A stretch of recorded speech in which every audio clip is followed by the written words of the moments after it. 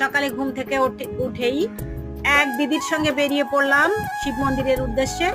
ওখানে গিয়ে খানিকটা সময় বসে ঠাকুরকে দর্শন করে প্রণাম করে যখনই বসছি তখনই দেখতে পেলাম একটা অসাধারণ দৃশ্য, অর্থাৎ ক্ষুধার্ত কাঠবিড়ালি কিভাবে দেখুন পেয়ারাটা খাচ্ছে। এটা দেখে আমার এত ভালো লাগলো। আমি এটা আসলে এভাবে সরাসরি কখনো দেখিনি। পেয়ারা খেতে, কাঠবিড়ালিকে এভাবে পাকা পেয়ারাটা খেতে। এখানকার পরিবেশটাও অনেক সুন্দর ছিল। দেখুন চারিদিকের ভিউটা এত সুন্দর। আর এদিকে রয়েছে শিব ঠাকুরের পছন্দের একটা ফুল, কলকে ফুল। এই কলকে ফুলের কালারটাও অনেক সুন্দর, ভিতরে মিষ্টি মিষ্টি একটা কালার রয়েছে।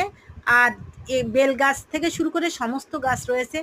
মন্দিরটাও অপরূপ সুন্দর সাজে সজ্জিত। এখানে আসলেই সত্যি মন প্রাণ জুড়িয়ে যায়।